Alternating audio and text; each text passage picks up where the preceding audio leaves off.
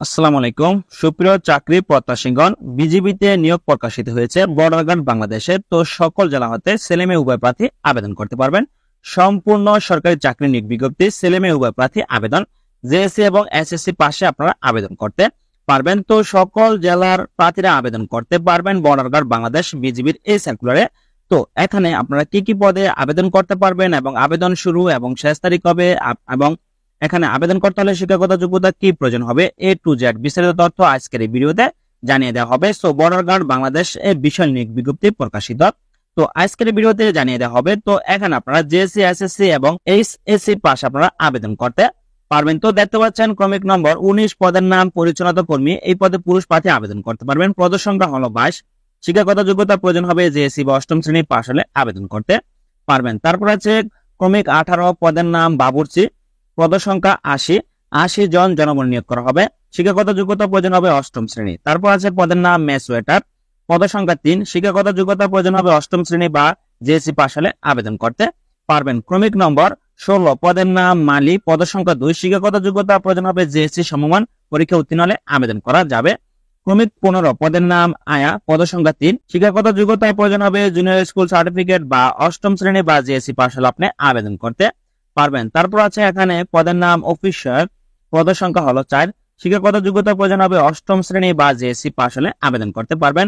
পদের নাম ward boy, পদ সংখ্যা 3। শিক্ষাগত যোগ্যতা অষ্টম শ্রেণী বা জুনিয়র স্কুল সার্টিফিকেট পরীক্ষা উত্তীর্ণ হলে আবেদন করতে পারবেন বর্ডার গার্ড বাংলাদেশ বিজিবির এই সার্কুলারে। পদের নাম লস্কর, পদ সংখ্যা 2। শিক্ষাগত যোগ্যতা প্রয়োজন হবে অষ্টম শ্রেণী। তারপর আছে পদের নাম বুট মেকার, পদ সংখ্যা হলো 3।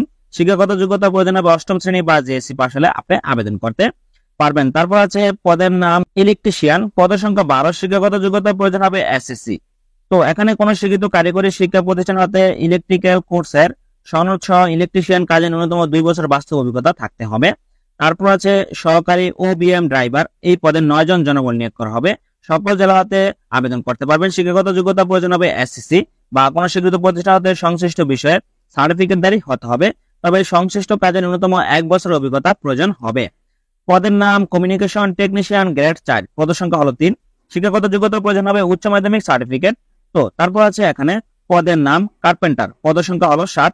শিক্ষাগত যোগ্যতা প্রয়োজন হবে অষ্টম শ্রেণী বা জেএসসি পরীক্ষা উত্তীর্ণ হলে আবেদন করতে পারবেন। ক্রমিক 6 পদের নাম যানবাহন চালক হালকা লাইসেন্সধারী, যেখানে পদ সংখ্যা হলো 1।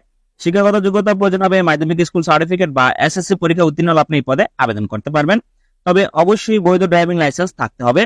জিপ, মাইক্রোবাস, পিকআপ, ট্রাক বা অন্যান্য ভারী যানবাহন চালনার আপনার বাস্তব অভিজ্ঞতা থাকতে হবে, তাহলে আপনি এই পদে আবেদন করতে পারবেন। তারপর আছে ক্রমিক নম্বর 5 পদের নাম ড্রাফটসম্যান, পদ সংখ্যা হলো 4। শিক্ষাগত যোগ্যতা প্রয়োজন হবে এসএসসি পরীক্ষা উত্তীর্ণ হলে অবশ্যই আপনি আবেদন করতে পারবেন, তবে কোন শিক্ষিত প্রতিষ্ঠান হতে ড্রাফটসম্যান বিষয়ে ডিপ্লোমা থাকতে হবে। সংশ্লিষ্ট কাজে 2 বছর অভিজ্ঞতা প্রয়োজন হবে। ক্রমিক নম্বর 4 পদের নাম অফিস সহকারী, পদ সংখ্যা হলো 7।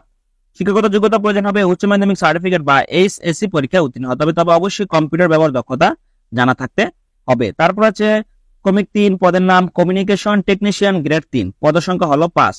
শিক্ষাগত যোগ্যতা প্রয়োজন হবে কোন স্বীকৃত পলিটেকনিক্যাল ইনস্টিটিউট হইতে কম্পিউটার বা ইলেকট্রনিক্স বিষয়ে ডিপ্লোমা ডিগ্রি সহ কম্পিউটার হার্ডওয়্যার ও সফটওয়্যারের বিষয়ে ন্যূনতম 1 বছরের বাস্তব কর্ম অভিজ্ঞতা থাকতে হবে।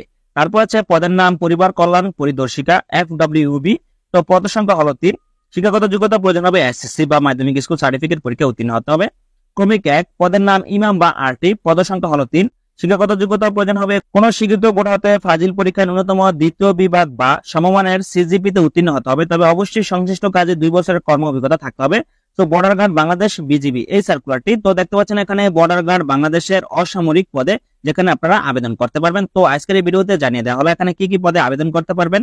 তো এখন জানিয়ে দেওয়া হবে আবেদন শুরু এবং শেষ তারিখ কবে। তো বর্ডার গার্ড বাংলাদেশ বিজিবির অসামরিক পদের নিয়োগ বিজ্ঞপ্তি সংশোধন করে আবেদনের সময়সীমা বৃদ্ধি করা হয়েছে। তো এখানে দেখতে পাচ্ছেন বর্ডার গার্ড বাংলাদেশের অসামরিক পদের ভর্তির জন্য প্রার্থীদের অনলাইন রেজিস্ট্রেশনের মেয়াদ সময়সীমা নিম্নোক্তভাবে বৃদ্ধি করা হয়েছে। তো পূর্বে রেজিস্ট্রেশনের সময়সীমা ছিল, আপনার আবেদনের শেষ তারিখ ছিল 17 আগস্ট 2024 খ্রিস্টাব্দ রাত 12টা পর্যন্ত। তো বিজিবি বর্ডার গার্ড অসামরিক এই সার্কুলারে যেখানে আপনার আবেদনের সময়সীমা বৃদ্ধি করে, তো আবেদনের সর্বশেষ তারিখ হলো 24 আগস্ট 2024 খ্রিস্টাব্দ রাত 12টা পর্যন্ত। তো এই সময়ের মধ্যে আপনার আবেদন করতে হবে। তো যে সকল প্রার্থী বর্ডার গার্ড বাংলাদেশ বিজিবির অসামরিক পদে আবেদন করবেন তারা অবশ্যই নির্ধারিত সময়ের মধ্যে অনলাইনে আবেদন সম্পূর্ণ করবেন। সো ধন্যবাদ সকলকে, ভালো থাকবেন, সুস্থ থাকবেন, আল্লাহ হাফেজ।